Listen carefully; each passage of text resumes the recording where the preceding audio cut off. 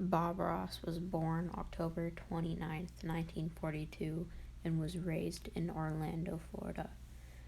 He enlisted in the Air Force at age 18.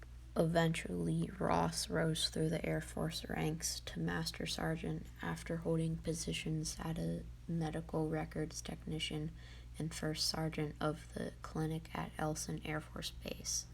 These positions required him to be, in his own words, tough and mean. He was the guy who makes you scrub the latrine, the guy who makes you make your bed, and the guy who screams at you for being late to work. Ross gained a reputation for being hard on his subordinates, who nicknamed him Bust 'em Up Bobby. And while stationed in Alaska, he took his first painting class at a USO club in the early 1960s. However, he learned the technique that would make his career, the wet-on-wet oil painting technique, from television painting instructor Bill Alexander, whose show The Magic of Oil Painting aired on PBS from 1974 to 1982. The wet-on-wet technique involved applying oil paint on the top of still wet oil paint rather than waiting between layers for the paint to dry.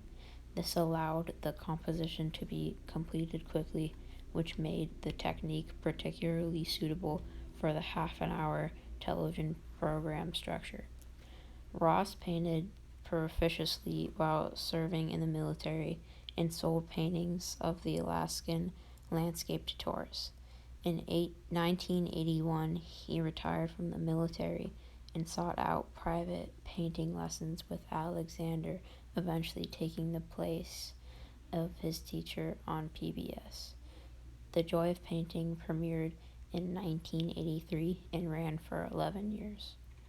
Ross projected a lovable hippie persona, sporting a permed afro and denim shirts and jeans in a soothing and imminent speaking voice that made the viewer feel as if it was personal one-on-one painting lesson. He also amazed viewers with the effortless painting method, created detailed landscapes over the course of 30 minutes with the help of a house painting brush and a palette knife, chatting and offering words of encouragement as he painted. Over the years, he focused the approach and references to happy little trees and clouds endeared him further to his fans.